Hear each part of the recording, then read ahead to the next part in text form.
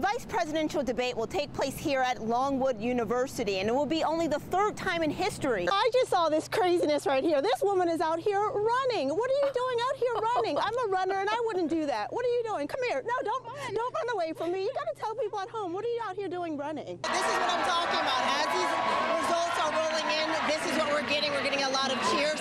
A lot of these states remain close, including Virginia, but people I spoke with tonight say that they are confident. Told that there were shots fired earlier today.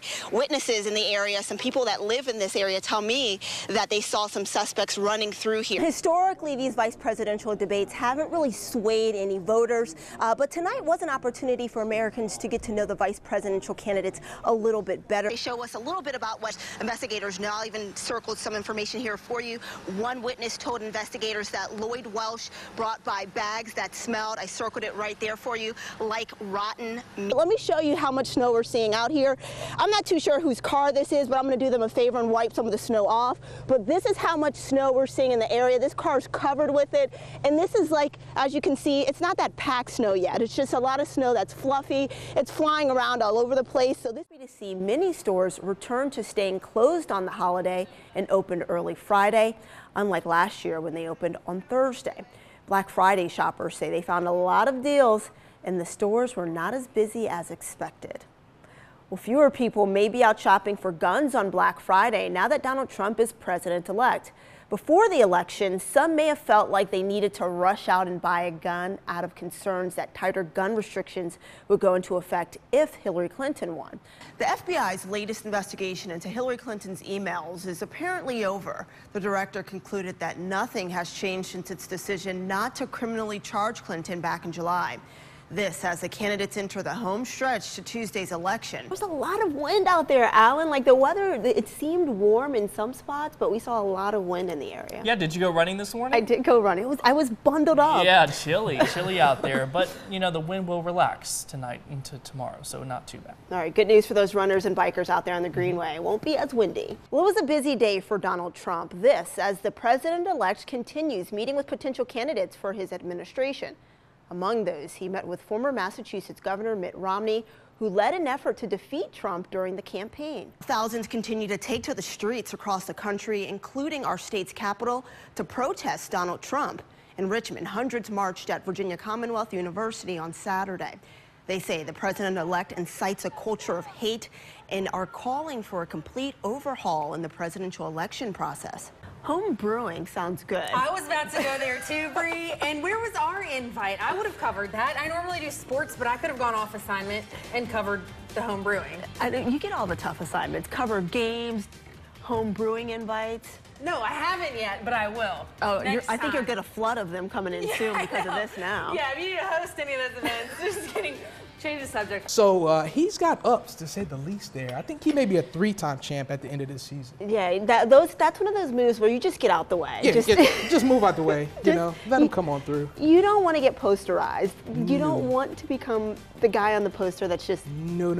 You want to be the one dunking that one, but unfortunately not there. All right, thank you, Eric. Well, stay with us. We'll be right back. Mother is grieving tonight after her son was killed and 10 others were hurt in a shooting on Sunday. Today, alcoholic beverage control suspended Monsters Bar and Grill's liquor license following the incident. While one man has been arrested in this case, Roanoke police are still trying to figure out if there are more suspects. WSLS 10's Brie Jackson is live in Roanoke. So, Brie, an emotional time for this mother right now. Absolutely, Lindsay. And police say they've received more than 30 calls to service here since January of 2015. That included alcohol-related crimes, shots fired, as well as this recent homicide. The mother of the victim says that violence in Roanoke has to end. I really don't know how I'm gonna take it. Angela Hobson says this is how she wants to remember her son, Jermaine.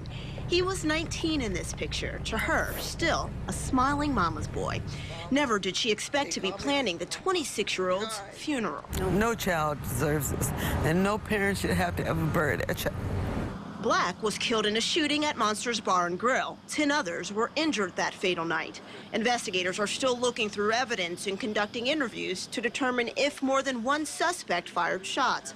Police say Monsters had security, but Hobson says it wasn't enough. How a person get in with a gun, even after the fact, when people are in it, I don't know, but they got to beef up the security. This wasn't the first time officers responded to the scene. Police say over the past year and a half, there's been nearly 30 service calls, including shots fired, disorderly conduct, and this homicide. We have nothing to say. We tried to talk with the Monsters staff about the crime problems. They declined to comment and called police. Officers say the owners are concerned about the negative publicity the recent shooting has drawn. Meanwhile, Hobson continues to grieve. Whoever did this, get what they deserve. And I don't know the person, I don't know the circumstances. I just know that the violence around Roanoke has got to stop. Inside this week's city council meeting, Daniel HIGHBERGER had a weapon on his hip and a high-capacity pistol magazine in his hand. It's part of his response to efforts to ban open carry on certain guns in public places. I feel like it's a direct infringement on our Second Amendment right to keep and bear arms. And the fact of the matter is that criminals don't obey laws. That's what makes them criminals. Mayor Sherman Lee says the proposed plan is about public safety. Why do you have to have an assault rifle? And why does an incident have to occur before you take action? The idea is to prohibit loaded weapons, including semi-automatic guns that hold 20 rounds or more.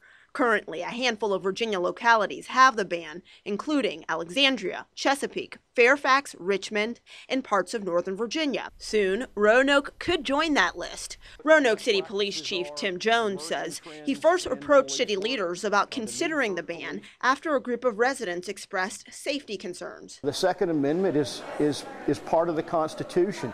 I support the Second Amendment. I also support the Fourth Amendment. As the police chief, we are the guardians of that Constitution. While supporters say the ban would make the city safer, others say the proposal targets certain gun owners. Not to mention that the law says it doesn't affect concealed carry permit holders. So I can go out tomorrow and go get a concealed carry permit and still carry an AR-15 with a 30-round magazine. It's a feel-good measure that's not affecting anybody except the law-abiding citizens. I'm steadfast on what my position is, but we want to do, and at least I want to do as mayor, to do what I think is right for the city. This is the day Irvin Pedrew III waited 60 years for.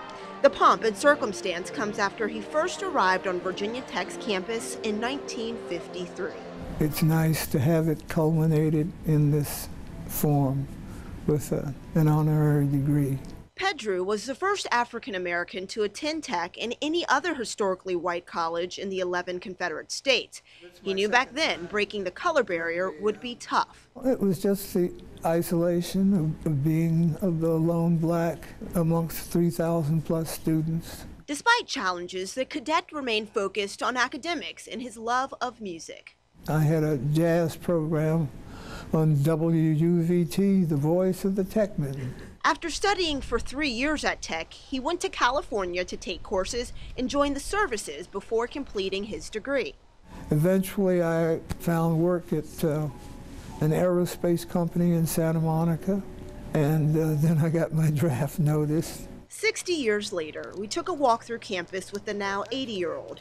He reflected on the past and the path that he's paved for others. In 2003, Tech honored his legacy by naming this residence hall after him. I just felt super honored because it was such a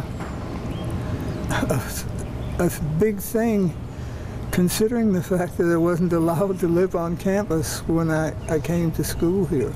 Mr. Pedrew, would you please come forward? Now, in front of nearly 25,000 people, Irving becomes only the 8th Hokie to ever receive an honorary degree.